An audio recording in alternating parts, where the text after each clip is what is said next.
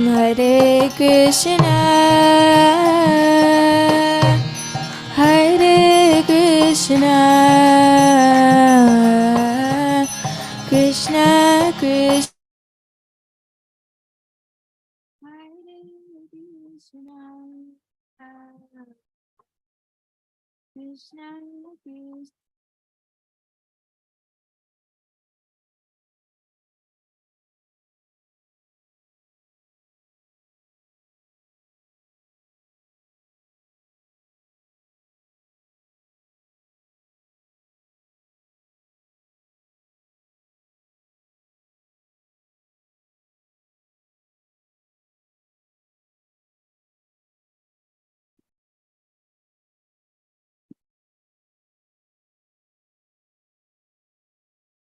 Mm.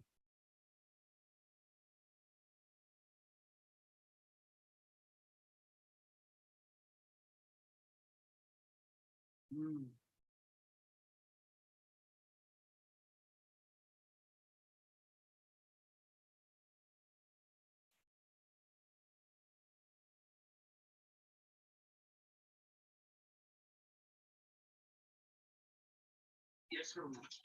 Prabhu, no volume.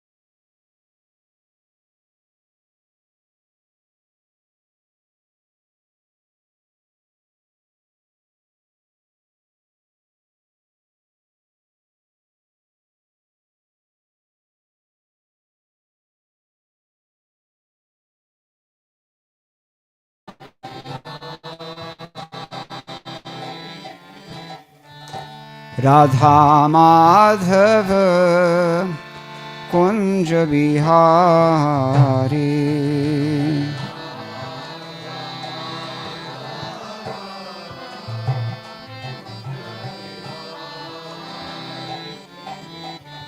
Radha Madhava Kunja Bihari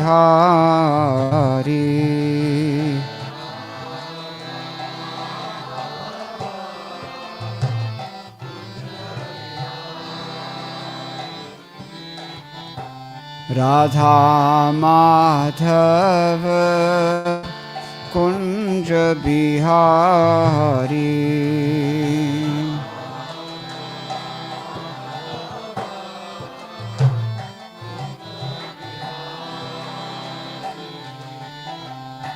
Gopi Jana Vallabha Girivaradhari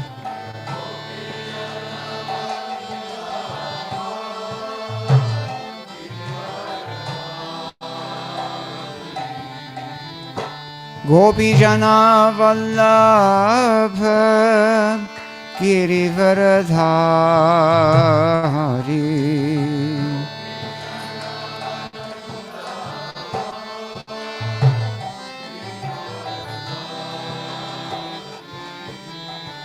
Radha Madhava Kunja Bihari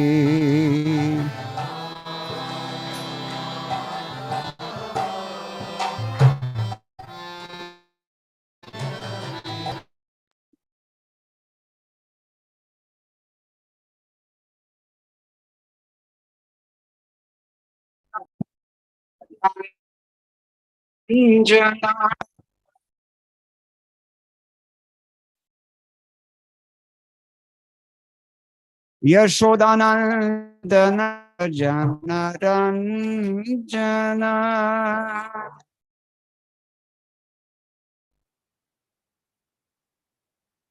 Yashodanandana Braja Janaranjana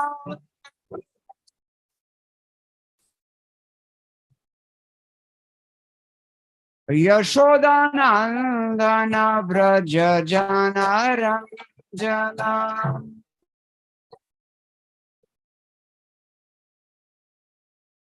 Jamuna Tira Vanachari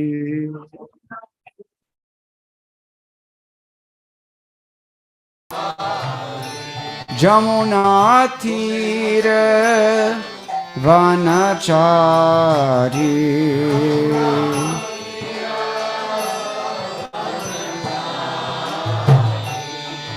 Jai Radha Madhava Kunja Bihari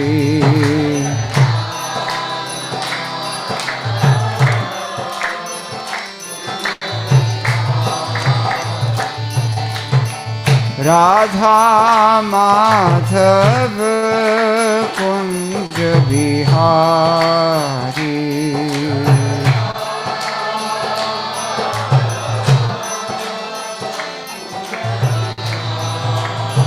Jai Jai Radha Madhava Kunja Bihari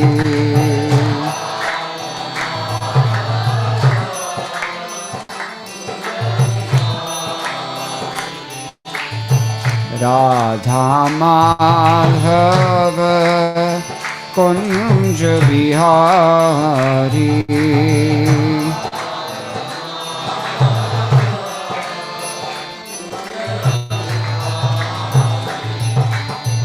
Yashodanandana Braja Janaranjana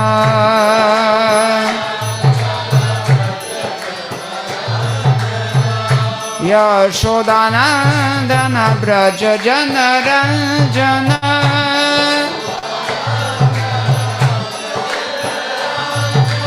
Yashodanandan Vraj जनरञ्जना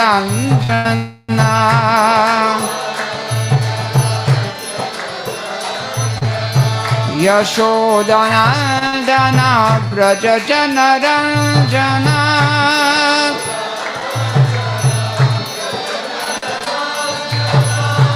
Yashodanandan Vraj जनरञ्जना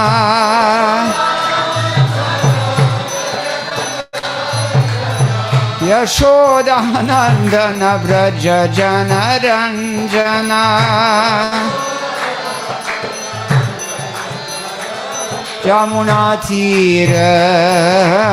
यमुनातीरवनचारी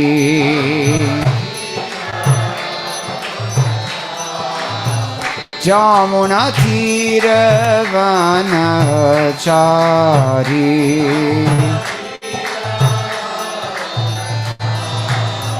जय जय राधा माधव कुंज बिहारी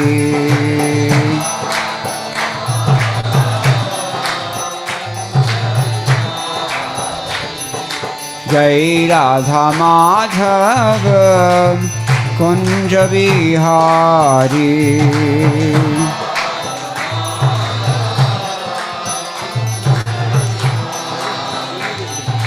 गोपी जन वल्लभ गिरिवरधारी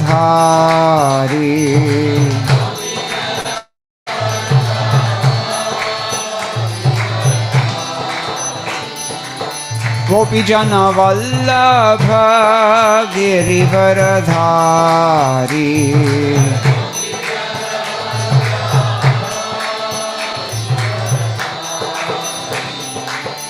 यशोदानन्दन व्रज जनरञ्जना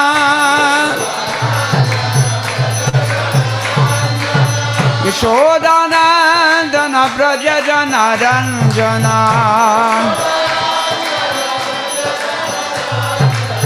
यशोदानन्दन व्रज जनरञ्जना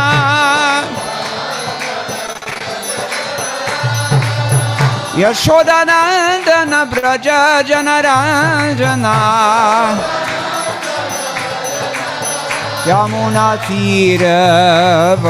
यमुनातीरवनचारी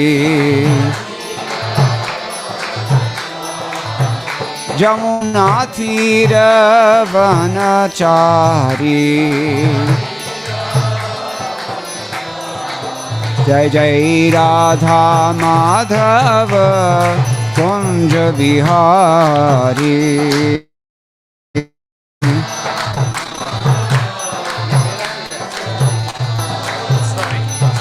राधा माधव कुंज बिहारी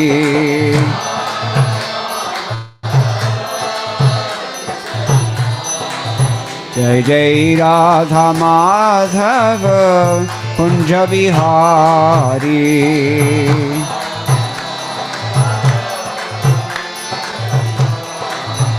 जय जय राधा माधव कुंज बिहारी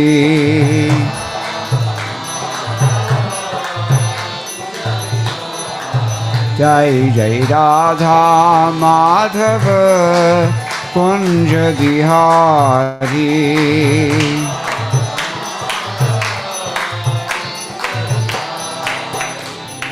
गौर प्रेमानंदी हरि हरि बोल जय ओम विष्णुपद परमहंस प्रभुजगाचार्य अष्टोत्तरशत श्री श्रीमद श्रील अभय चरणारिंद भक्ति वेदांत साई महाराज श्री प्रभुपाद की जय अनंत कोटि वैष्णव वृंद की जय नाम आचार्य श्री ठाकुर हरिदास की जय प्रेम से कहो श्री कृष्ण चैतन्य प्रभु नित्यानंद श्री अद्वैत गदाधर शिवासादि गौर भक्त वृंद की जय श्री श्री राधा कृष्ण गोप गोपीनाथ श्याम कुंद राधा कुंद गिरि गोवर्धन की जय वृंदावन धाम की जय नवदीप मायापुर धाम की जय गंगा देवी की जय यमुना माई की जय भक्ति देवी की जय तुलसी रानी की जय समवेत भक्त वृंद की जय श्री हरिनाम संकीर्तन की जय ग्रंथराज श्रीमद् भागवतम की जय। इस्कॉन पीपीटी संस्थापक आचार्य श्री प्रभुपाद की जय।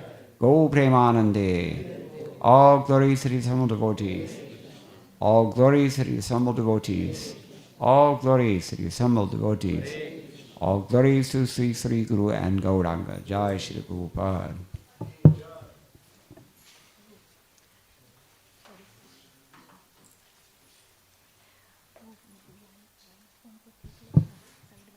Hare Krishna.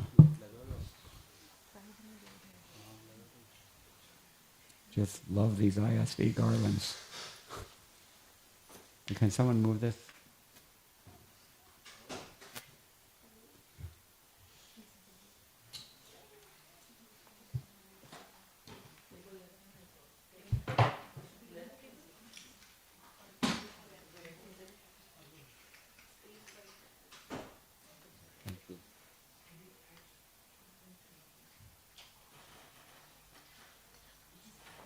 Om Namo Bhagavate Vasudevaya.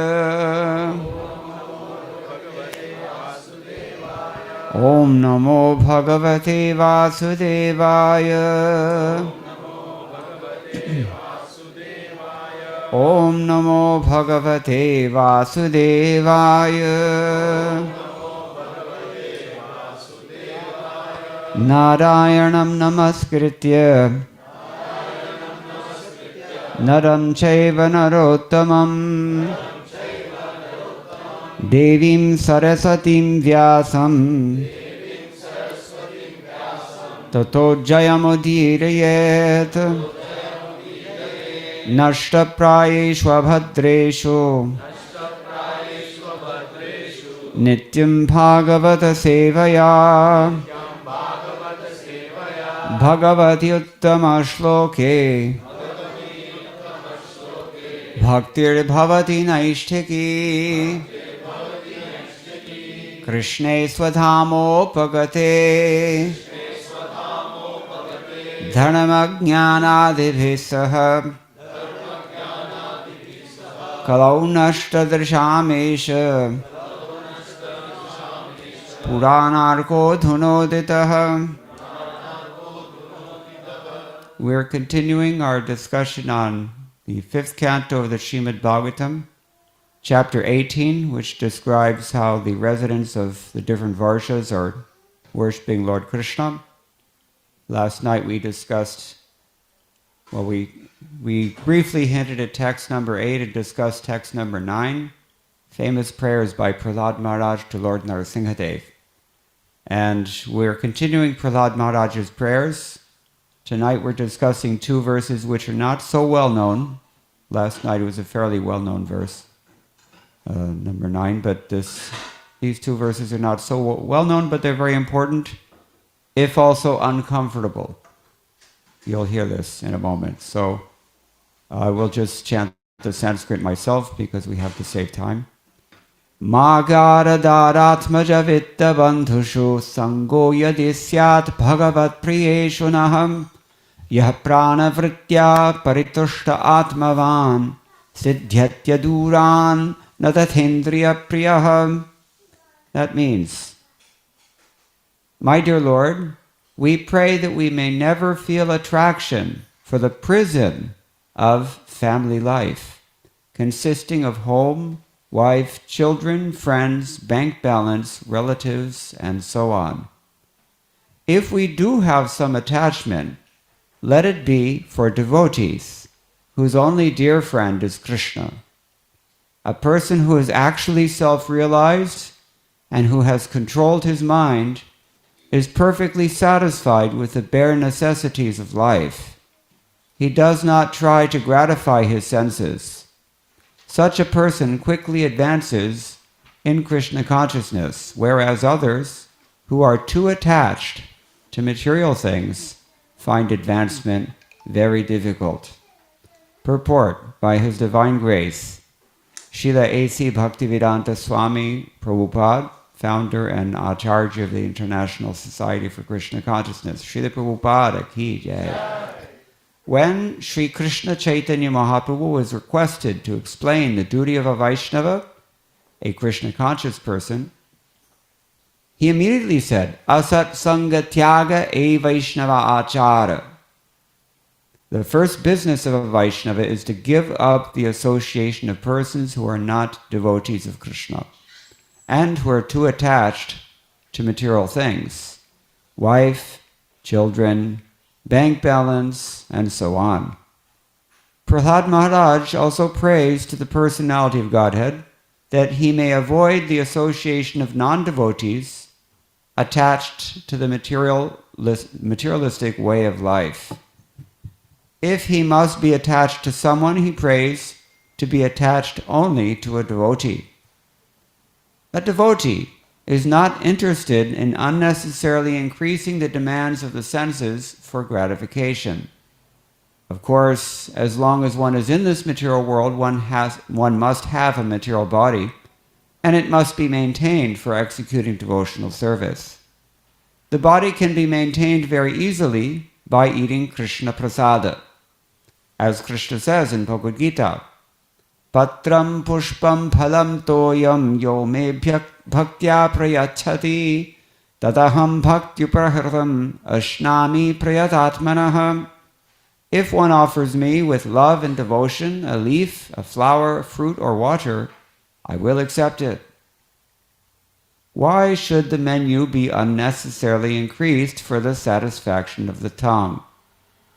Devotees should eat as simply as possible. Otherwise, attachment for material things will gradually increase, and the senses, being very strong, will soon require more and more material enjoyment. Then the real business of life, to advance in Krishna consciousness, will stop. Om Ajnanatimirandhasya Jnananjanashalakaya Chakshurunmilitam Yena Tasmai Shri Gurave Namah Mukam Karoti Vachalam Pangam Langhayate Girim Yat Kripatamaham Vande Shri Gurum Dinataranam Vansha Kalpatarubhyascha Kripa Sindhupya Evacha Patitanam Pavanebhyo Vaishnavebhyo Namo Namaha Jaya Shri Krishna Chaitanya Prabhu Nityananda Shri Advaita Gadadhara Shivasadi Gaur Bhakta Vrinda Hare Krishna, Krishna Krishna, Hare Hare, Hare Rama, Rama Rama, Hare Hare. Madgavirapi Gopala Swikuryat Kripaya Yadi, Tadaivasam Payaha Pitwa, Hrishya Yustat Priyajanaha. This is, as I said in the beginning, not so comfortable instructions. We're all sitting comfortably at home. Most of us are married. We have our bank balance, we have our cars, we have our everything that is being mentioned in this verse.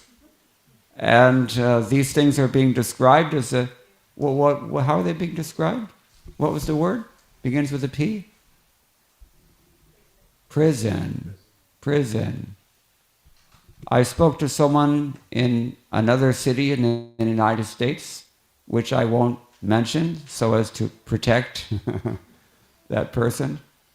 She's very successful in every way, happily married, wonderful children, a caring husband, first-class career, medical career, doctor, nice house in very good neighborhood, and nice cars, prestige, everything you could want in life, but she's not spiritually satisfied because she was raised as a devotee. And she really feels that she's in a gilded prison. She said that. So,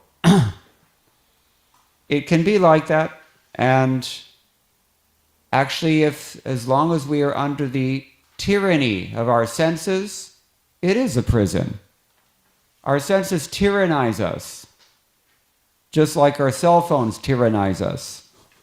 This was at Amoka Lila.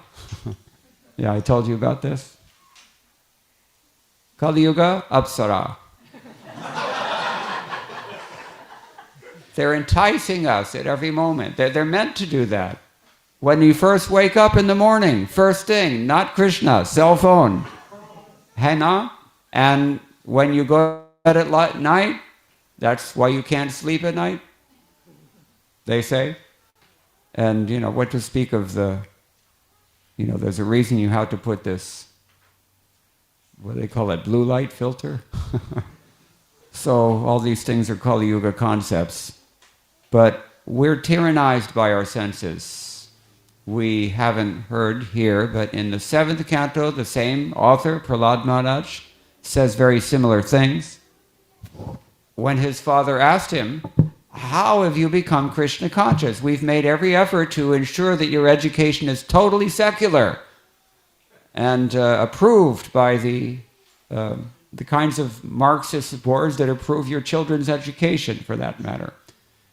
And still you've become a devotee. How is it possible? And Prahlad Maharaj answered that Matirna Krishne Paratasvato Va Yato. What is it? Anybody know? Abhipadyete? Adi. Punish. Like chewing the chewed. We don't really learn things.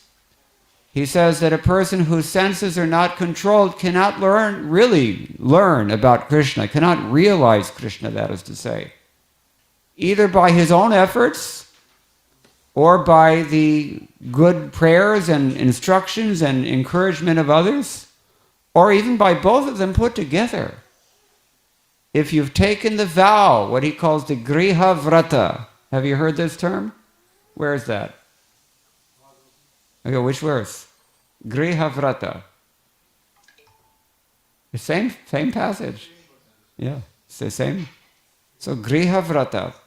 If you've taken the vow that this is what life is for, and this is where all my attention is going, another synonym for this is called Griha Medhi.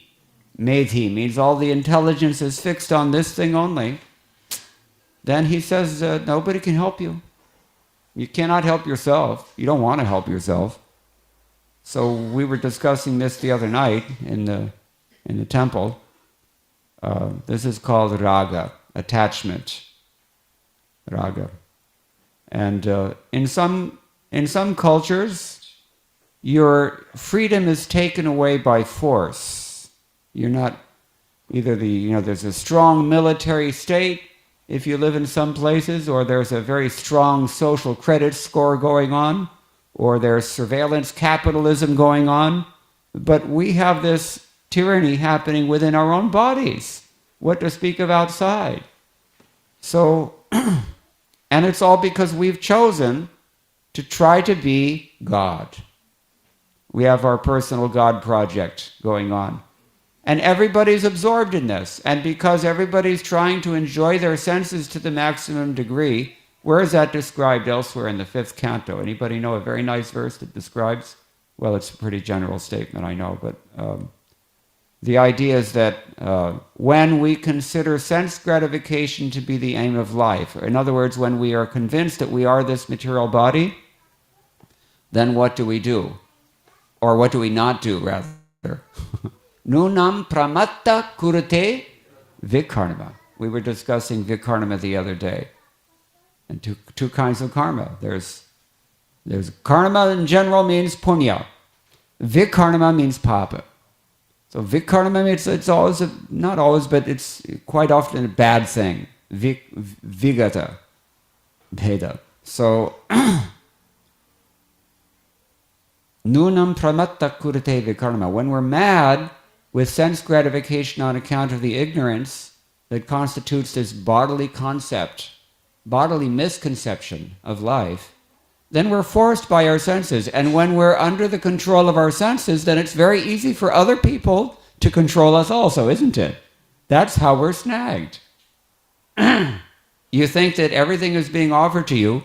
Govinda Charan, I think, is not here, but he revealed to me many years ago here in Redmond, Washington, when they were all working for a corporation that I will not name. He was telling that, in the beginning the product is introduced as if it's a convenience for you. And then gradually all the alternatives are removed once you're well addicted to that thing. And then you're under control. So, on account of our own weakness only, we can be controlled. So if we have spiritual strength, internal strength, then we're actually free. Otherwise, we're dasas. And what does dasa mean? Think of the worst translation you can for this word, dasa. What's the very worst word? Slave. You're a slave. Indians in particular. I think India is the only country in the world where you're offshore in your own country. Correct? You all know this. This is IT, standard IT conception of life. Or I should say, misconception of life. Your own country is offshore. Somebody else's thing is what's actually happening, and you're just a servant of that thing. So where's the independence that we supposedly gained in 1947? The British were taking Indian labor, Indian ocean, Indian salt, sending it to British factories, refining it, and selling it back to the Indians who gave it to them. Free. But what is the difference now? Everybody is working offshore, or in their own country, onshore in somebody else's country, and you have no independence any more than your grandfathers and great-grandfathers did. It's undeniable, I think. Anyway, don't want to get too much into that, but the point is that this only happens when we are actually led around by our senses and tyrannized by our senses. And this is Prahlad's answer to his father, when his father's asking him, how have you become Krishna conscious despite my best efforts to raise you in a secular and, progressive manner? So,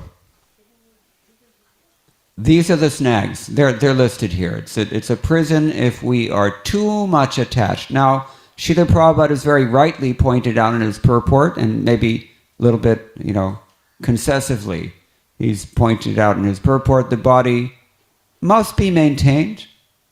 But what did he say the body must be maintained for? Anybody listening carefully? I'll read it again. Of course, Prabhupada writes, as long as one is in this material world, one must have a material body, and it must be maintained for executing devotional service. But is that what we do most of the time? Well, you have to look at that very scrutinizingly. This is the point that we all have to do for ourselves. It may not be the best idea to let someone else do it for you if you don't have faith in them.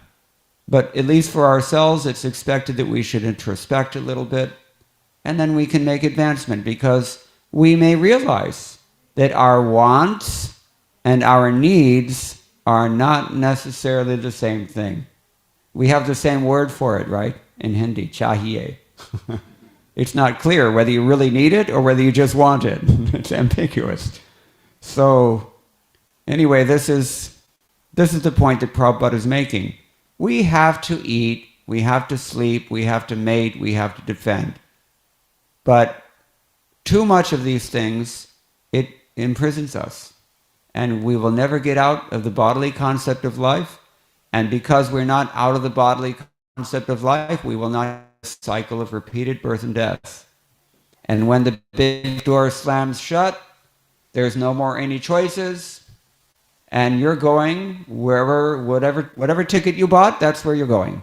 All decisions made already. Case account closed. You're on your way.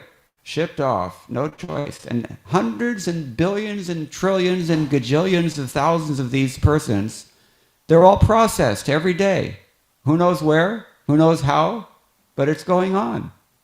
8,400,000 different species of life. We think that this thing is the all in all. Where are we now? We're not in Cupertino now. We're at Fremont, right? Okay, so, all this stuff is a big illusion. It's going to vaporize in just a few years, but we're so wrapped up in it, as if it's so important. You actually have eternal things to see to. And you've got a short window of opportunity to do that. Jaba laga tana mein tapana vyapai, taba laga kari hari seva. I like to quote this medieval poet. As long as you have a good working body and working mind and everything good, use that for what it's really worth. And that is why Srila Prabhupada says this body must be maintained for executing devotional service. Otherwise, it's a big waste. Sophisticated pig. Have you ever heard that? They're like, you see somebody really ugly, right? And they say, the person's trying to look like, whatever they're trying to look like. And they say, yeah, it's like putting lipstick on a pig. It doesn't really work so well. So, this is the thing. We have this nice facility, but it's the real beauty of the human form of life is if we can actually make something of it. My father, there's only one thing that I wanted to take from his possessions when he passed away. They asked everybody, what do you want? So it was little he had. And like, what you are is God's gift to you. And what you make of yourself is your gift to God. So he was like that. But this is our short window of opportunity as human beings. Be really a human being. Ahara nidra bhaya maithunam cha. These things are all we have in common with the animals. Eating, sleeping, mating, and defending. You're not really a human being just by your biological, biologically correct human being is not necessarily a real human being, because a human being begins with dharma. That means you carry out your eating and your sleeping and your mating and your defending, all on the basis of what the Shastra enjoins you to do so that you can become Krishna conscious. Otherwise it's a wasted life. It's such a waste. After 8,400,000 times around, why do you keep having to die like this? And finally you've come to a human species, and then you have this wonderful opportunity and you squander the whole thing? It's like a spoiled son, rich man's son.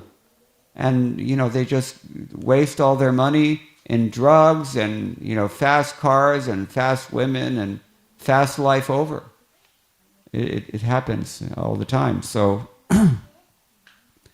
all right. So anyway, this is explaining the context. I mean, for the sometimes a little bit intimidating instructions that we're hearing in this purport about family life in particular. But the point is that devotees are ultimately not interested in this material life. Sometimes you go to a devotee's house and there's no garden. There's just rocks outside and dead plants. And a clothesline. Got to be a clothesline if you're Indian. So devotees are not really, everybody else in say, I just came from Cupertino, so that's what I'm thinking of. In these places, everybody else is thinking about what plant will go where and how are they going to think about me if I have the wrong kind of plant here and if I have the right kind of car sitting in the driveway and, should I put it on this side or that side? Whole intelligence, whole life can be taken up in these kinds of meditations. But a devotee instead, a real devotee is thinking, how can I help others to come out of this cycle of birth and death? How can I myself ensure that I'm really out of this cycle of birth and death? Because only in that position, we discussed the other day, can I actually do anything for someone else? But this is the meditation of a real human being, a real devotee is thinking like that. And we can begin that process very easily here in the purport. Srila Prabhupada is saying the body can be maintained very easily by taking Krishna Prasad, and Krishna's facilitating that, because what does he ask for in Bhagavad Gita? It's quoted here. Anybody was... Yeah, that's right. Little, some fruit you offer, some little whatever, anything. Krishna's happy with it. The jab tak you offer with love. This is the qualification. He's only interested in that. And Krishna says, if you do offer this with love to me, I will take it. What a wonder. You can actually feed God, and He will eat. And if you give that remnants to someone else, they will make so much spiritual advancement, because that love is infused there. Divine love and divine mercy. That's why we call it prasadam. We were talking with this man the other day. It seems to be interested in distributing prasadam. So I told him, I can say so many things about prasadam, but I have experience with my mother. She was not particularly religious, although she believed in God. She was certainly not Hindu and not practicing any kind of sadhana or anything. So, not the greatest candidate for Krishna consciousness or spiritual advancement. But somehow or other, by fate, I was able to give her prasadam every day for about 4 or 5 years while I took care of her in her old age. And she told me one day that, you know what, I just realized that I'm more attached to everything that whatever you're cooking for me now than anything I ever used to eat. And that means, it was like not strictly vegetarian, to put it very mildly. So, her subtle body had been purified because she had been taking prasadam for some years. And the desire had been instilled in that, deeply imprinted. This is called samskarana, right? Just like in the books.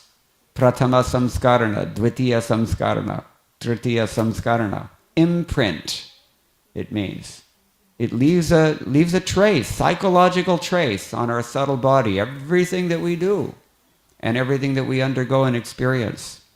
So if she's taking prasadam every day and develops that attachment, certainly she will take birth in a place jahan prasad milega. And so then she'll not only be happy, but she will definitely be a human being because prasadam happens in human society. And she will continue her journey. When she passed away, she had very peaceful expression, smiling in her sleep. And she had neck beads, tilak, tulsi leaf. Last thing she ate was sandesh,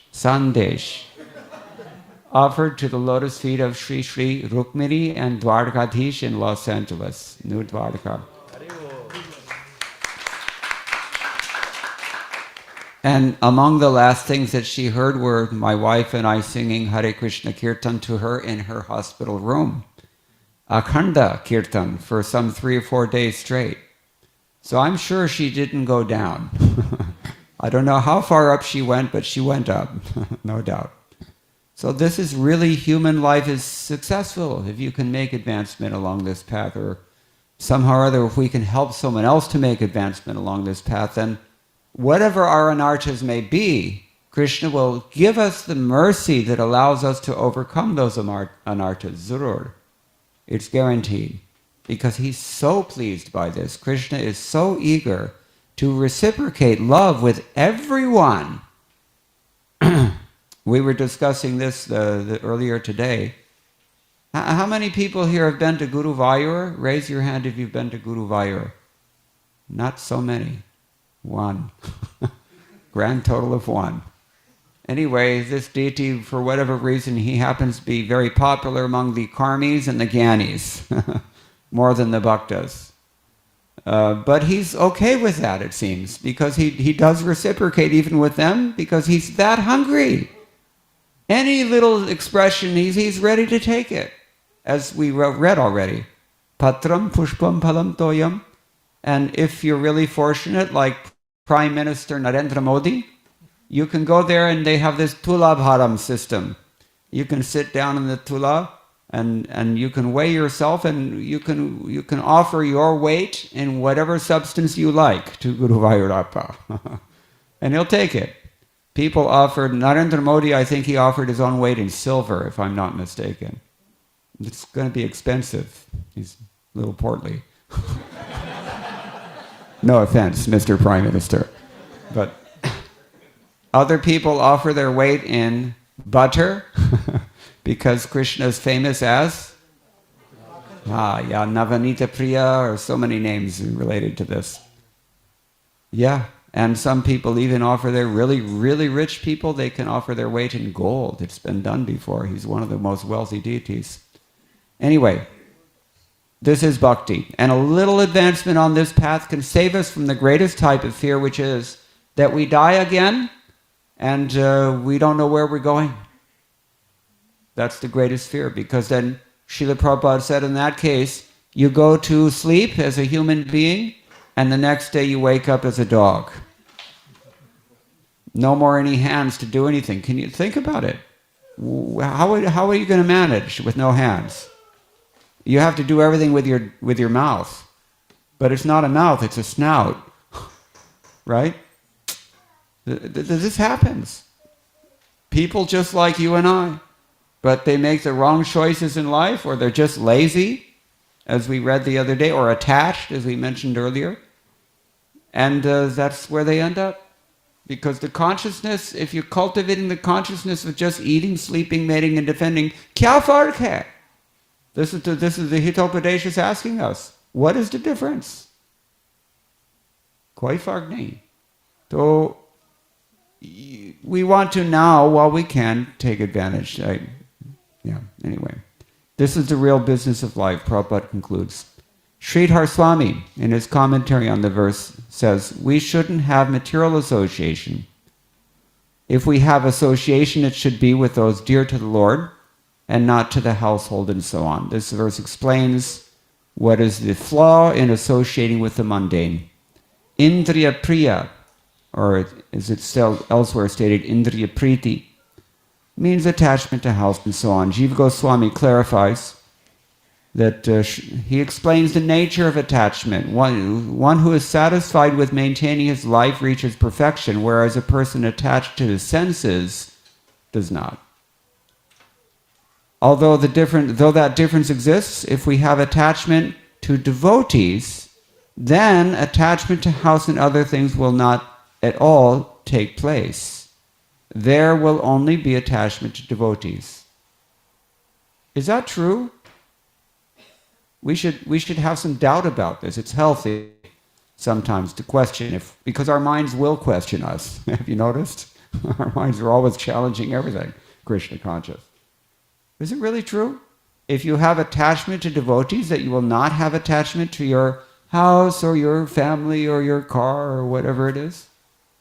I mean, I'm not going to ask for a show of hands, but usually I think we experience or we feel that we have material attachments also, even though we're attached to devotees. So what is he getting at here when he says this? To be attached to a devotee is not so easy thing. That's how I read it. It's not so easy thing. There will only be attachment to devotees. Prana vritya means just by satisfying hunger and thirst. And atmavan means without material association. In this verse, these words were used. So, he says, prana vritya, you should be satisfied getting by just by maintaining your prana. Prana. Prana is that subtle energy that circulates throughout the body and keeps it alive, basically. Not exactly the same thing as the soul, but it's very subtle. And what is the other word is used here? Atmavan. Atmavan means to be in possession of yourself. This is what we have to do. Somebody who is actually self-possessed rather than possessed by their senses, that person is living only to keep the body and mind together, otherwise he's not too extravagant. He lives simply and thinks highly. This is the point. Okay. Vishwanath Chakravarti Thakur, as usual, he gives a very long commentary here which we can summarize quickly. How much time do I have? It's 10 minutes to 8. 8:30?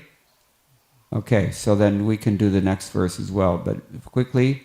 He says, Vishwanath Chakravarti Thakur, for a person attached to the Lord, association with devotees is favorable and bad association is an obstacle. For a person attached to the Lord. Bad association is an obstacle.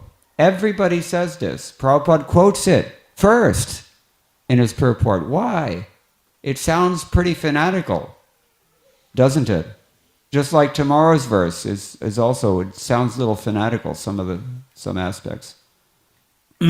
Actually, the fact is that bad association is very injurious because it works on us in imperceptible ways and it works on us in very powerful ways.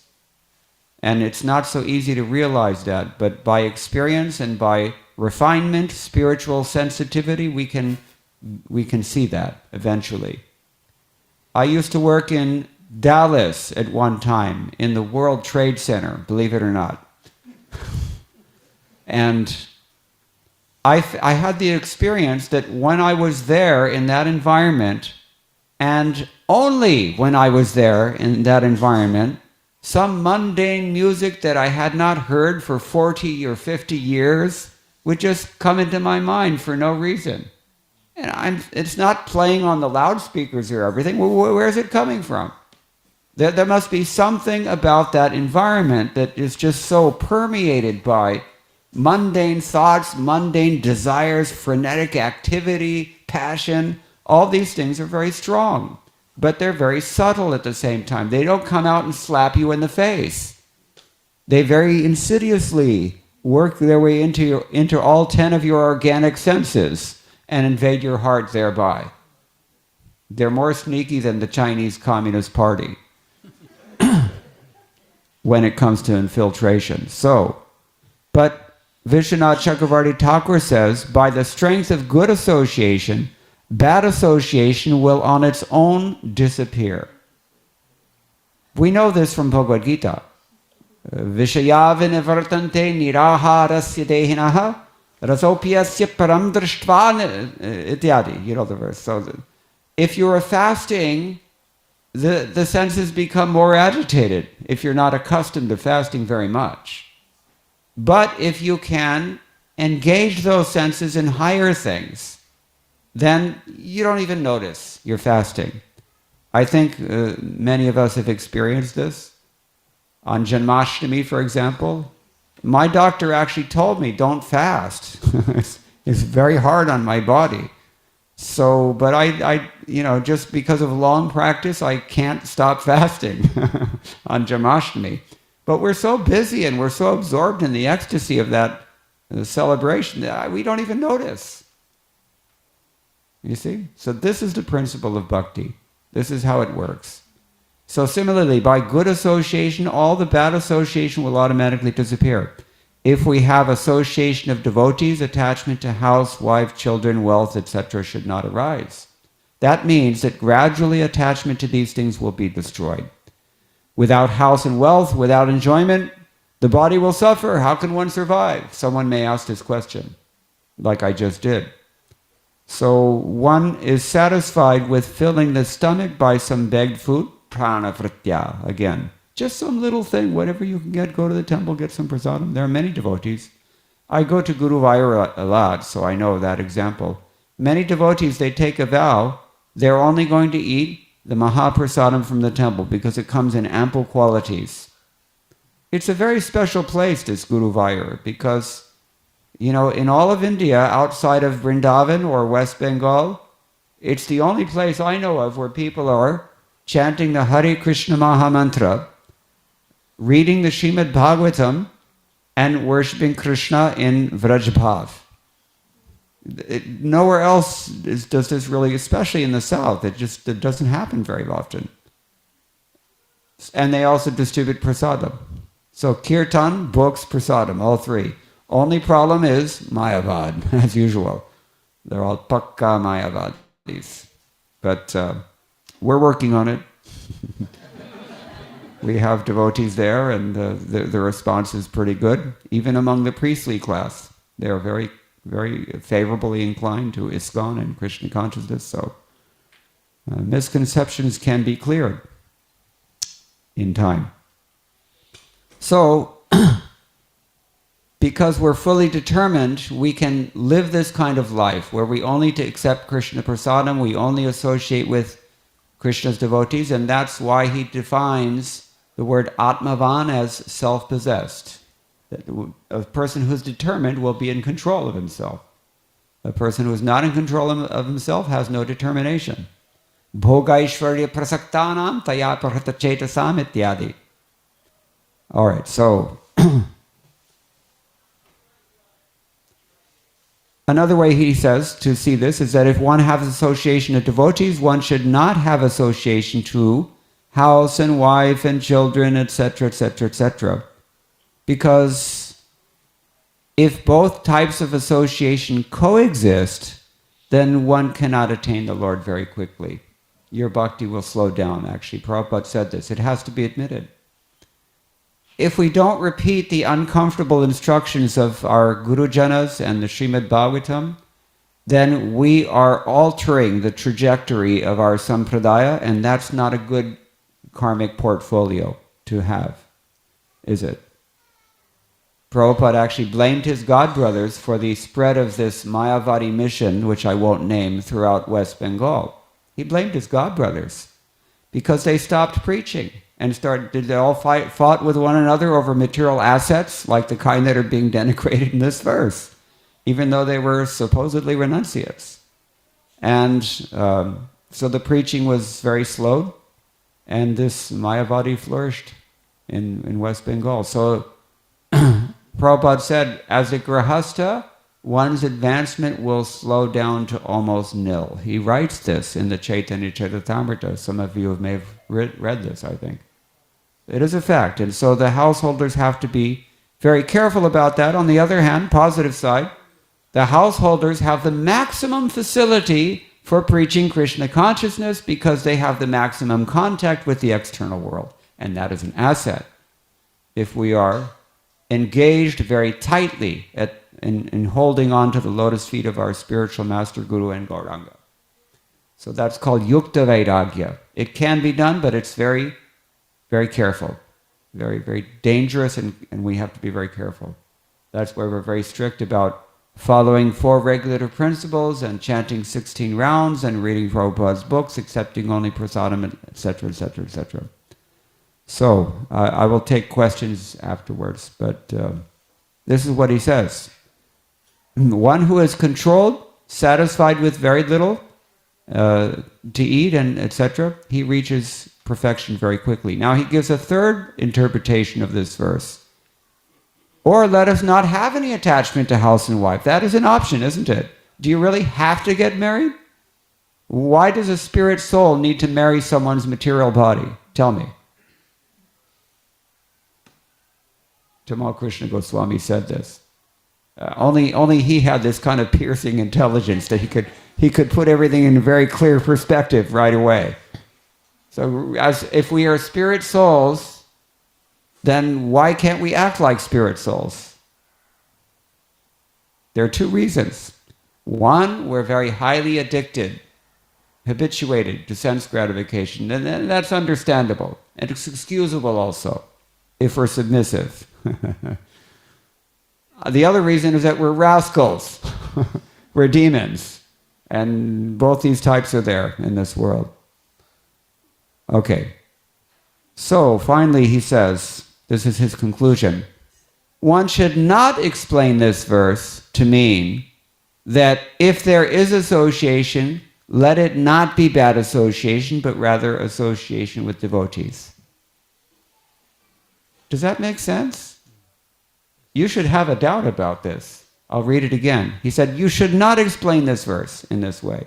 You should not say that if there is any association, let it not be bad association, but instead association with devotees. So how is he saying this?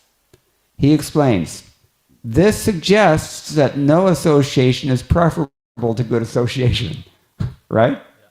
If there is association, but the hint is that, well, maybe it's better not to have any association, but that's not the case. This is what he's fighting.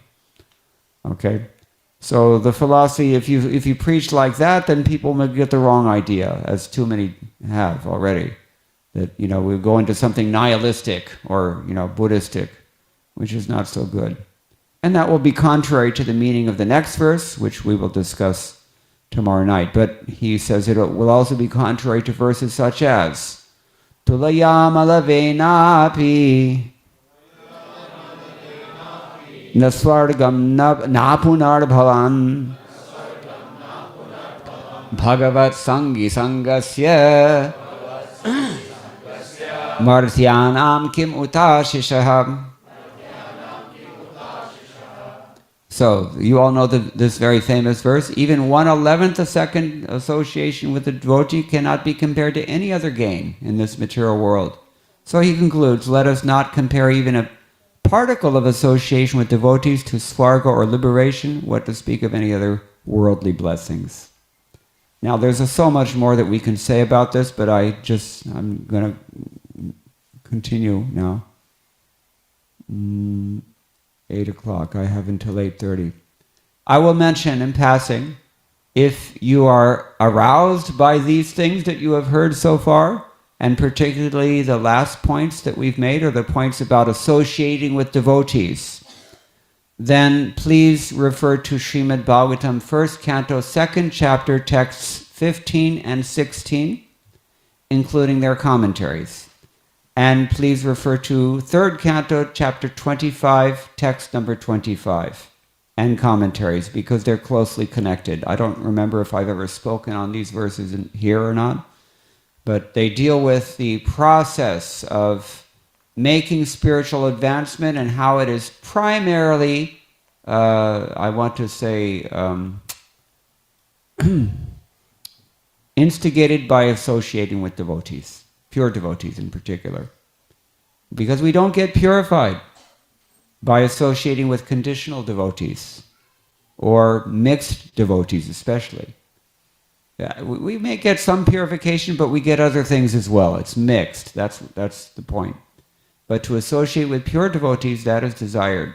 And that is what really catalyzes our spiritual advancement. Now, having denigrated the attachment of mundane household life in particular, he goes on to say, Yat sangalabdham nija virya vaibhavam tirtham moho samsprashatam himanasam haratya jonta shruti kovaina seveta mukunda vikramam. What does it mean? He says, by associating with persons for whom the personality of Godhead Mukunda is the all-in-all, one can hear of his powerful activities and soon come to understand them.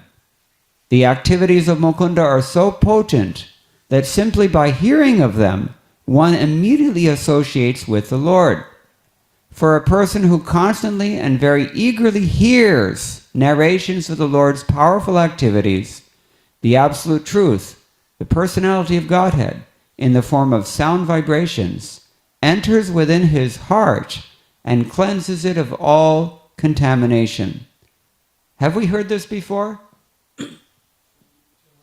We've heard this in so many places. It is so often repeated throughout the Bhagavatam.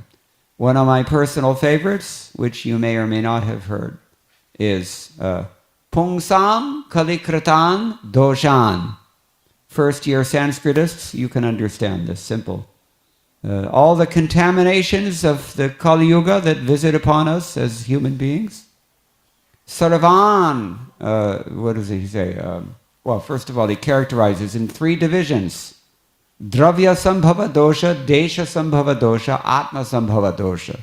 Means you're working with a bad environment, you're working with bad, stuff, or you've brought some baggage with you from inside. These are the 3 kinds of doshas that attack us in Kali Yuga as human beings. But he says, Sarvan Harati Chittastho Bhagavan Purushottama. Lord Purushottam within our hearts, he cleanses them all away immediately when he sees that we're seriously engaged in hearing. It's exactly the same idea that in the verse that some of you just mentioned, Shrinvatam Sukhataka, and the same thing that is being mentioned here too. All right, so, therefore, who is the sane man who will not associate with devotees to quickly perfect his life? It's pointed out here that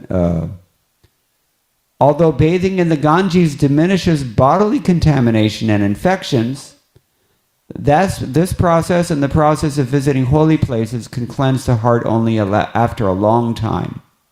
Therefore, it's preferable to associate with devotees. That's another idea that is many, many times repeated throughout the Bhagavatam in different places. Holy tirthas, holy snan, it can purify you after a long time, but 1/11 of a second we just read, associating with a pure devotee, really pure devotee, that can give you all perfection. One of my godbrothers, Janardhan Prabhu, he was brahmachari in the long, long ago. And he said about Tamal Krishna Goswami that, he was intimately associating with him for a period of several weeks. And he just came out of Tamal Krishna Goswami's room one day shaking his head. And he said, associating with him for half an hour is better than reading Srimad Bhagavatam continuously 24 hours a day for a week. It is really true. This is the meaning of satam prasangat mama virya samvida. The topics of Krishna become potent depending on the potency of the person who speaks them. This is explained in the commentaries there.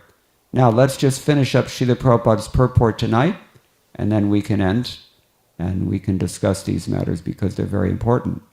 He says, bathing in the Ganges can certainly cure one of many infectious diseases, but it cannot cleanse one's materially attached mind. At least not very soon. Which creates all kinds of contamination in material existence. Our mind creates all kinds of material contamination. It's not enough that the mind is absorbed in outside contamination. By its own rumination, it creates new ones. This is the problem. However, one who directly associates with the Supreme Lord by hearing of his activities cleanses the dirt from his mind and very soon comes to Krishna consciousness. Sutta Goswami confirms this in Srimad Bhagavatam 1:2:17, which we've just discussed. What is the verse? 1:2:17? Shrindatam Sukata Krishna Ityadi. I don't need to say the whole thing, you all know this. So, he becomes pleased. He washes off the dirt from within the mind. Material existence is caused by dirty things within the mind. If one can cleanse his mind, he immediately comes to his original position of Krishna consciousness, and thus his life becomes successful. Therefore, the great saints in the devotional line very strongly recommend the process of hearing. Sri Chaitanya Mahaprabhu introduced the congregational chanting of the Hare Krishna mantra to give everyone a chance to hear Krishna's holy name, for simply by chanting Hare Krishna, Krishna Krishna, Hare Hare, Hare Rama, Rama Rama, Hare Hare, one becomes purified. Cheto Darpanamarjanam. Therefore, our Krishna consciousness movement is chiefly engaged in chanting the Hare Krishna Mahamantra all over the world.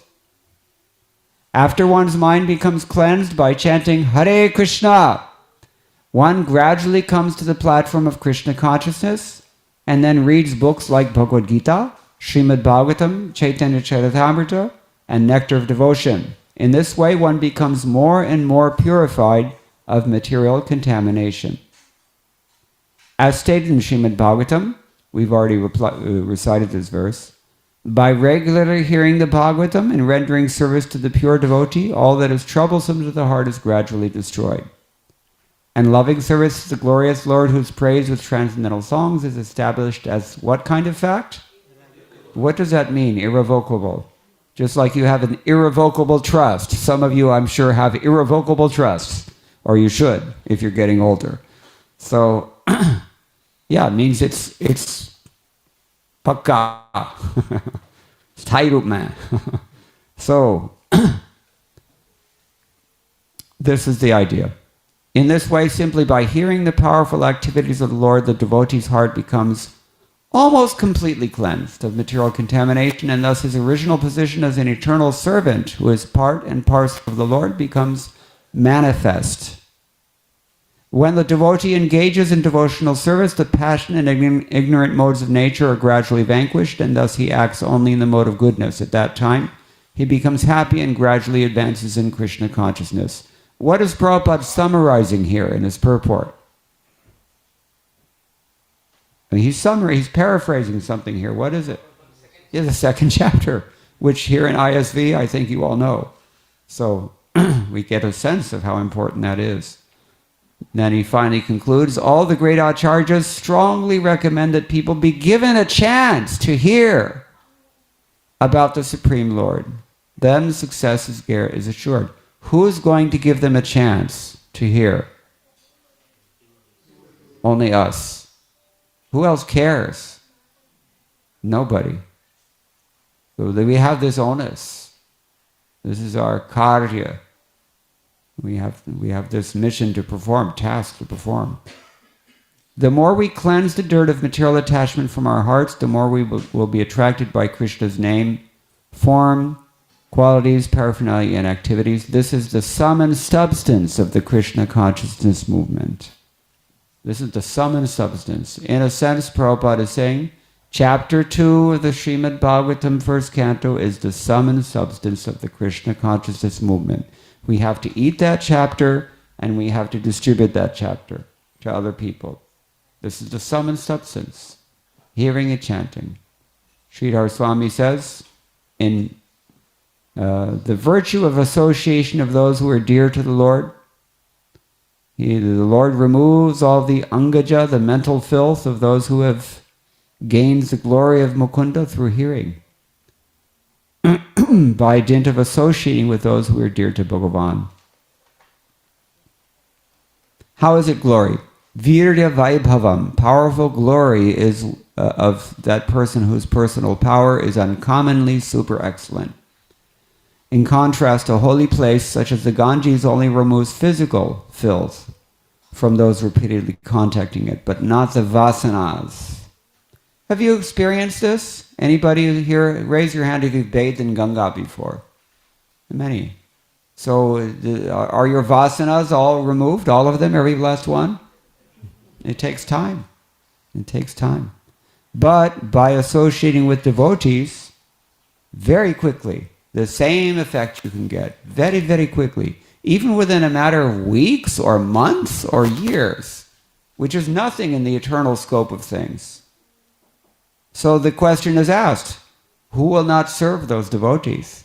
Understanding this. Especially if, like all of you, we understand from chapter 2 again, how do we get a taste for Vasudev Katha? Jayo. Jaiho. Okay, Jiva Goswami adds, same points.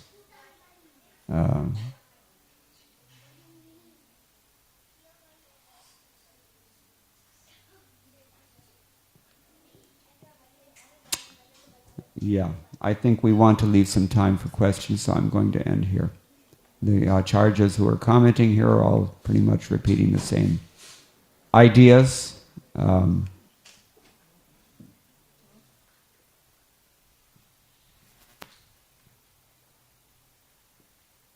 Vishwanath Chakravarti Thakur, however, mentions that Krishna attracts the mind also. Krishna means all attractive, and so he attracts our minds. How does he do that? How does he get into our mind? Through the ears. He climbs into your ears. Lord Varahadev climbed out of Brahma's nostril, so he climbs into our ears. He's looking for butter, maybe.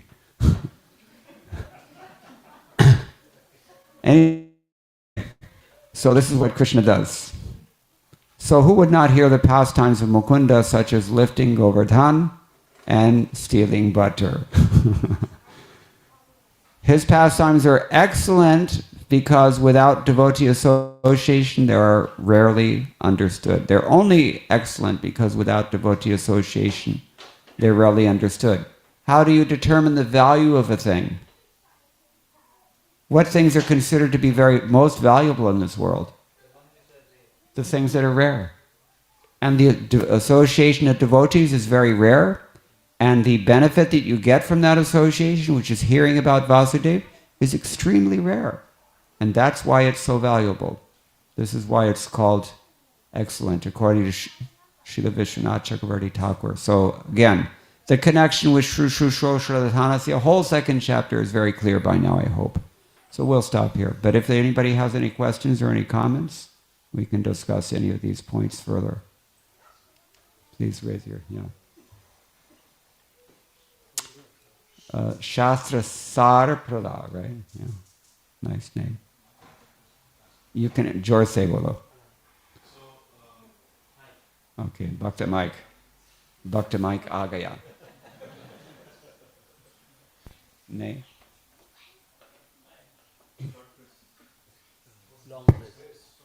Hey. Hare Krishna. Oh. Yes. So I had two questions that are very much related to one another. You were speaking about becoming attached to devotees and how this must be a very high standard since it leads to a complete giving up of the material world. So the first question was that in the context of the advanced devotee that one might become attached to associating with, is the metric of real attachment to that devotee like what Vishwanath Thakur describes as Vyavasayatmika buddhi? And I'll buy that. and and I was also thinking about that there's the verse that Narada Muni describes how to deal with those who are inferior, equals, and superiors. Yeah. And I was thinking that in the context of valuing and being attached to association with equals, is it really just an attachment to the mutual discussion that arises from associating with the equals, and that's what's the source of that attachment? Maybe you have to rephrase that question.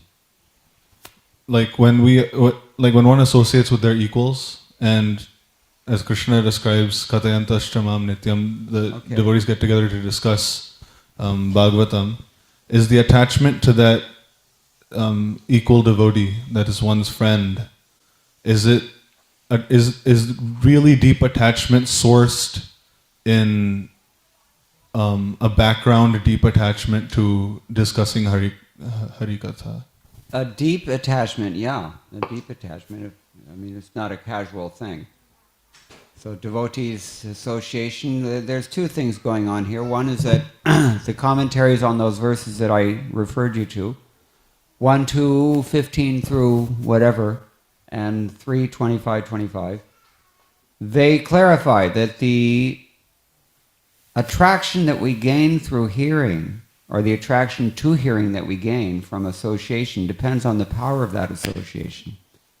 And the medicinal character of that hearing is also commensurate to the purity of the person who's speaking. So the power of these words, is stronger when the devotee who is, when a pure devotee is speaking than when just anyone is speaking. So that's important. But for sure, the primary appeal of or value of developing friendships with that we have an opportunity to discuss these things. Very deep discussions. Mama here is described in so much in that verse that it means really, really powerful Krishna conscious discussions. That is the value of associating with devotees. That's, I think, one of the points that we've been trying to make. Is that okay? Anything else?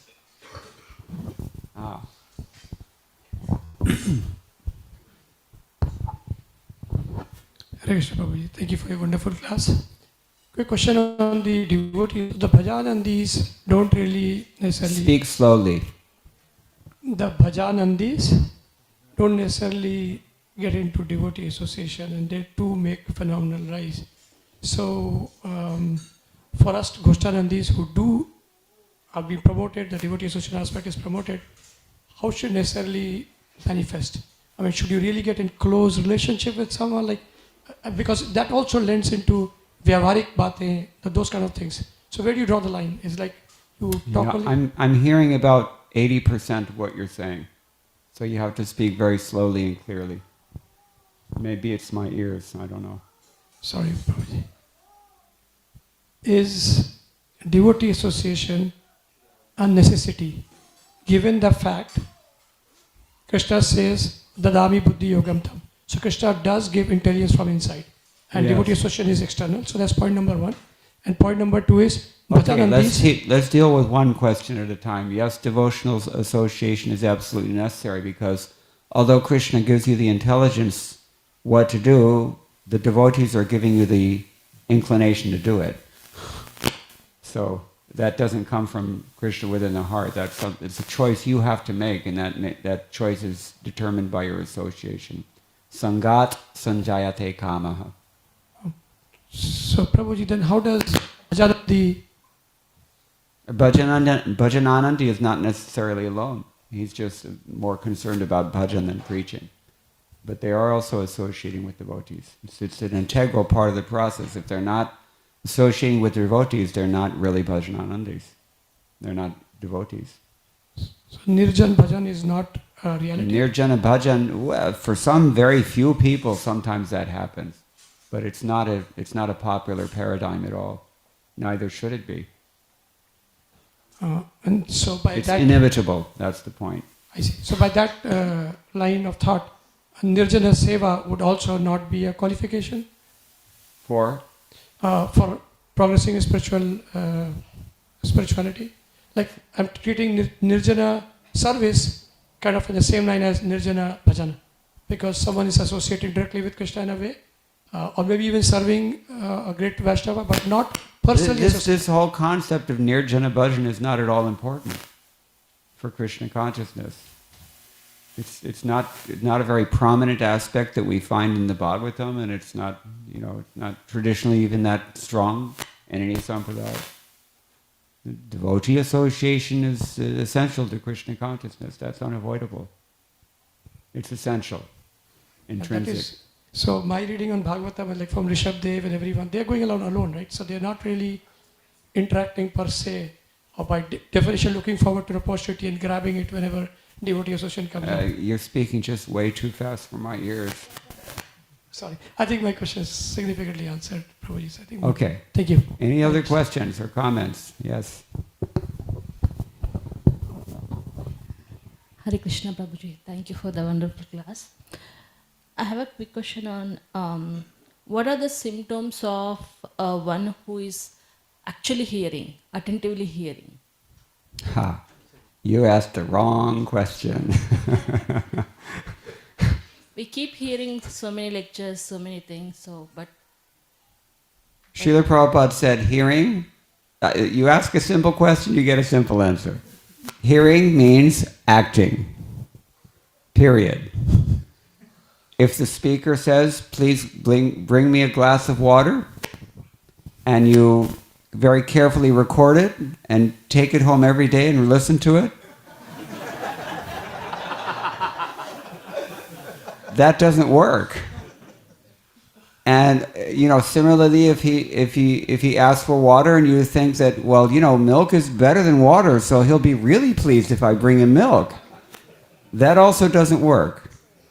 So hearing means acting. You have to just simply hear, and you have to follow the instruction. And since this is my campaign lately, I'm going to repeat that if the spiritual master says, you should read his books for an hour every day, you should do that. And then everything else half the other questions that we ask will not need to be asked.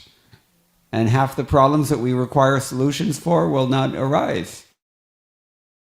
See, we have to follow the process of bhakti yoga. And if we're being hypocritical in any way, or mithyacharis in any way, or just lazy in any way, then we have problems. So, hearing means acting. I hope that's answering your question. Is it? 100%. Okay. Now I remember you, in the last visit also, I think, a couple of years ago, I think you were also focusing on the phrase, hearing means acting. Yes, I Thank do you. this all the time, because it's so simple. Krishna consciousness, Prabhupada said so many times, Krishna consciousness is simple if we're simple.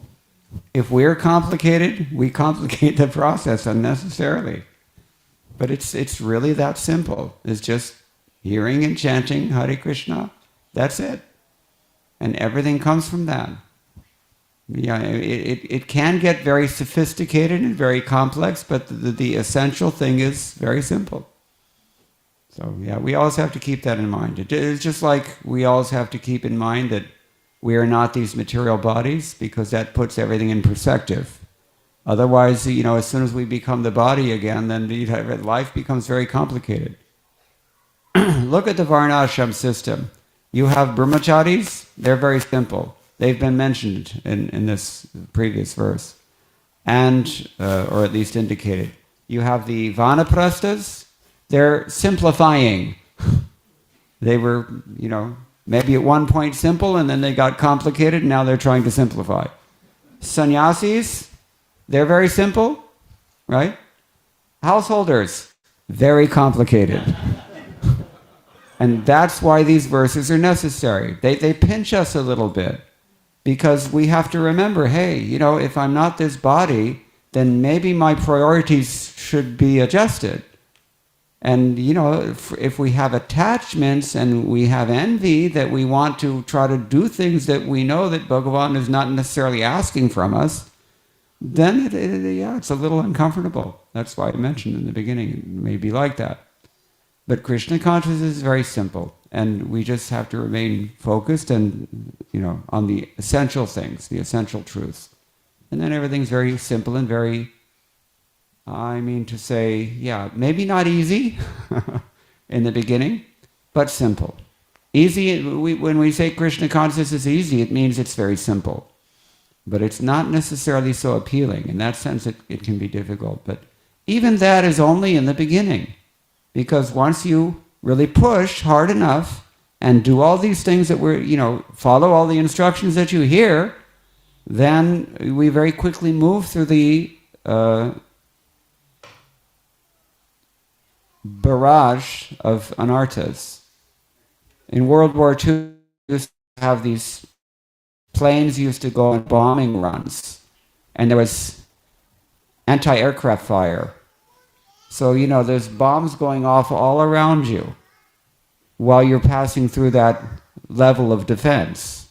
You just have to keep going. Some people may be shot down. Many of them are. Actually, it happens. But if you can push through an archa nivritti while these bombs are going off all around you, and it's very distracting. That's why we get off track and forget the simplicity of it all.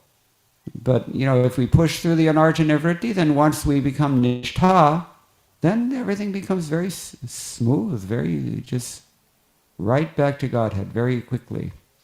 Like any biologist here? Probably not. IT hub after all. But any biologist knows if you have a very high rate of reproduction, like 50% or more, then, it may take a long time for the growth to manifest, but once you hit a critical mass, it just shoots up. They call that a J-curve for that reason. You see? So Krishna consciousness is a little bit like that. The difficulty in Krishna consciousness is only in the very beginning. That's my point.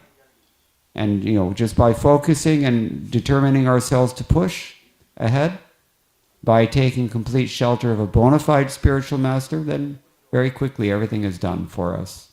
It's been handed to us free. We just have to embrace it. Yeah, you had a question a long time ago. I should have asked you first. Okay. Into the mic because people are online. This is so you said hearing is acting. Yes. But hearing is also, don't you think hearing is also like scrutinizingly hearing and doing manan chintan, that is listening, don't you think? Sometimes an instruction requires a little thought. Not always. For example, the spiritual master says, chant 16 rounds a day. It doesn't require so much scrutiny, does it? So, but if you're talking about something, there are things that require scrutiny, yes. So the answer to your question is yes. Sometimes it's necessary, but not all the time. Yes. Mm-hmm. Prabhu, how do you know somebody is a pure devotee and somebody is not a pure devotee? First question. Second question. One question at a time. This is described at length in Bhagavad Gita in general, and the details are filled out in the Srimad Bhagavatam, and so I refer you to those literatures. No need to repeat them. But I will, because I'm nice.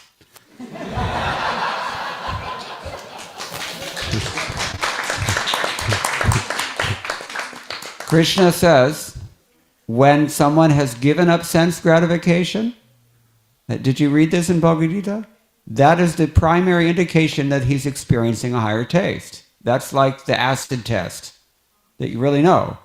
if someone is preaching to you, like we were reading Govinda Dasi's wonderful new biography, which everyone should just check out on Amazon.com and purchase, A Place of Sandalwood and Roses is the title. All about her experiences in the very early days of ISKCON with Srila Prabhupada. So she was saying that there was Timothy Leary. Anybody know who Timothy Leary was? Does that name ring a bell? Nobody even knows. This is the 60s counterculture. LSD guru, Timothy Leary. So he was on stage with people like Allen Ginsberg and other notorious, I hate to say non-spiritualists, but one of the men was one was a guy who was called, what was he called? Srimurti was reading this, I don't remember. The man called Buddha. There was a guy who everybody called him the man called Buddha. So he was speaking so many high words, but Govinda Dasi was hearing these things and looking at them all, and she noticed that this man called Buddha is holding a beer can while he's speaking all high philosophy. So, suno saki matta. It doesn't really work. So that's the primary qualification. But there are others, as you know, that we want to find someone who is actually a devotee of Krishna, and he's coming in a bona fide sampradaya for one thing, but moreover, maybe more practical, he has to actually represent that sampradaya also. And that's why I said, when we come across uncomfortable topics in Srila Prabhupada's books, we can't just avoid them, and we can't edit them out, and we can't try to reinterpret them to mean the opposite of what they do. We have to really process them and embrace them. So these are some of the things. A person has to represent his sampradaya, and he has to be a pure devotee by the definitions and the standards, I should say, given by Goswami and his Bhakti Rasamrita Sindhu. These are some general guidelines. There are more. Helpful? Okay. Thank you, Prabhu. Can I ask All right. one more question? Oh, way at the top of the stairs. It looks like we've got a really packed house all the way up there. Hare Krishna Maharaj. All the way up to Swarga there. Hare Krishna, I have a question. So Yes. when you said when you meet a true devotee, it's greater than Srimad Bhagavatam. So one question It's greater than... you said it's greater than reading Srimad Bhagavatam for 1 week. Yeah, I didn't say, but I quoted someone, yeah. Yeah, so what if there's a true devotee, but he's not in a sampradaya? Should we hear them? Oh, good question. Well, the point is, what do you want? Why are you here? It's a personal question. You don't have to answer it, but this is what we have to consider very carefully. I spoke to someone also last night about this topic, but his was a little more sensitive, because can we hear from someone outside of ISKCON who is a Gaudiya Vaishnava? That's another question that comes up from time to time. So, I'll just give the answer that I gave to him. I'm assuming that we're all here because our lives have been changed by reading Srila Prabhupada's books, and that our lives would not have been changed had we not read Srila Prabhupada's books. Therefore, gratitude, issues of gratitude aside, and in case you're Radhanath Swami's disciple, you know what gratitude is and how important it is. So, but aside from that, just if we have made that determination that I have an obligation to this person who has, in a sense, pulled me out of material existence and enlightened me with transcendental knowledge. Or if you're even attracted by the teachings that he has given you for free, then it would make sense to take shelter of someone who has surrendered to him, as opposed to taking shelter of those who have not surrendered to him. That's my short answer on this. Because a person who has not surrendered to Srila Prabhupada cannot really teach you how to do so, correct? Yeah. This is simple logic. You can't give what you don't have. So if your life has been touched by Srila Prabhupada, and you find that his vision of the transcendental world is absolute and convincing, then you should definitely take shelter at his lotus feet, and accept as your guide someone who has done likewise. Okay, thank you. Yes. Here's another answer, since it's a similar logic.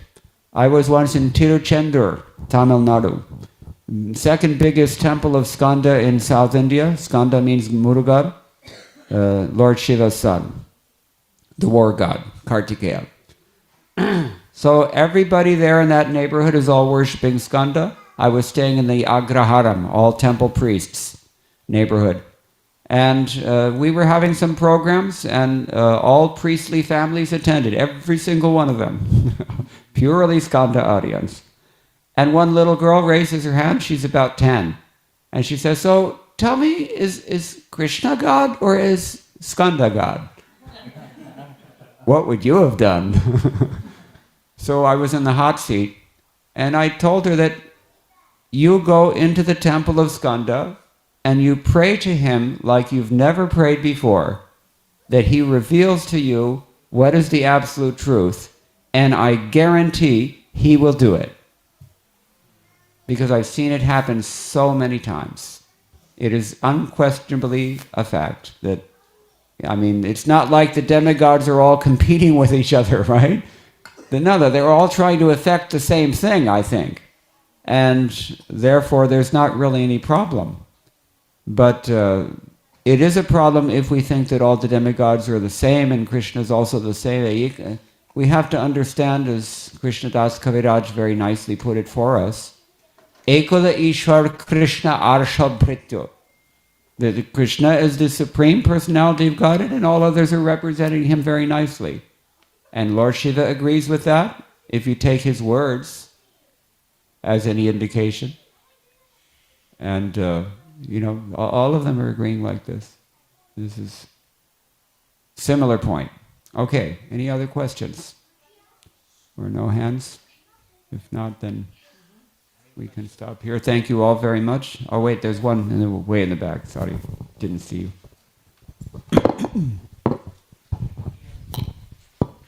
Hare Krishna. My question was about association of devotees. How much should we endeavor to get association of devotees? Narad Muni says we should endeavor constantly and exclusively.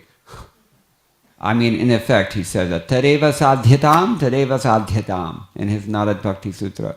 After glorifying the effect of associating with devotees, he said, get that thing, strive for that thing.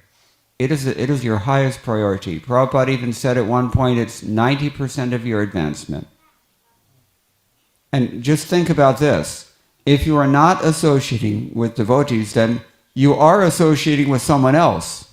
What are they? Who are they? Where are they going? What can they do for you? You have to consider these things. They can hurt you. Non-devotional association. So yeah, we should definitely make it a priority and strive for it, yes. So kind of the follow-up question for where this comes from is, I'm not from here, from ISV, traveling from somewhere else, but we don't have a temple there. But luckily we have now Zoom and all that. That is how we associate. Is that also okay? Like, it's okay. So we yes. should endeavor to move it's towards okay. where a temple is? It's not super excellent. It's not substandard. It's okay. Three things I learned from Tamal Krishna Goswami regarding association. The best thing is if you can better appreciate the association that you have, because you can always learn something from anyone. So the best thing is that, almost any other devotee of Krishna has some jewels in their heart, if you know how to mine them. So that's a fine art we should learn. It's very, very helpful for our spiritual advancement, and therefore it's the first priority. If that doesn't work for whatever reason, we live in an age where you can always find the association outside at the push of a button. You can be in any temple anywhere in the world, and you can listen to any Swami or Prabhuji or Maharaj, speaking about Krishna consciousness, and you can get that kind of association. From time to time, we have these big kirtan melas and sadhu sangha retreats. There are such events that you can join as well. So it's never been easier, actually, to attain the process association that we feel we need are not satisfied with the local association or the association that Krishna has already given us for some reason that we need to consider. Now, the third option, if those two fail for whatever unlikely reason, is not the easiest thing that I would recommend for a neophyte, but it was Srila Prabhupada's own example, because Srila Prabhupada was disappointed by his godbrothers because they did not follow Bhaktisiddhanta Saraswati Thakur's instructions. So Prabhupada followed this advice himself. He went out and created the association that he wanted. So that is an option, but it's not easy for most of us to do that. So that's why it's the third option. But these are three things that Tamal Krishna Goswami mentioned, which I thought were very insightful, typically insightful. Is it helpful? Very helpful. Thank you. Okay. All right. And we're done. Thank you all very much. All glories to Srila Prabhupada. Hare Krishna.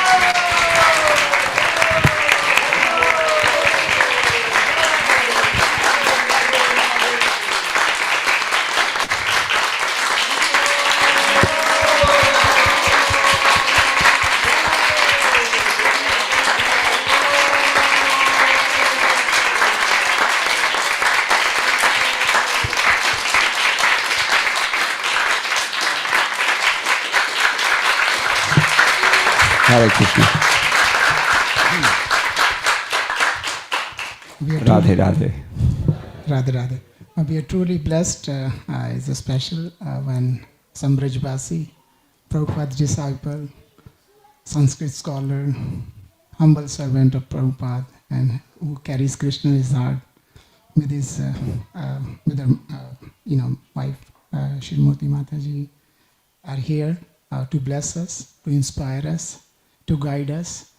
We are really grateful, and we would like to extend invitation whenever he's in the Bay Area, if he could inspire us in the future so that we remain in that our ultimate goal of life. Thank you all for walking the earth. Thank you, Prabhu. Thank you very much. Thank you. Hare Krishna. Hare Krishna.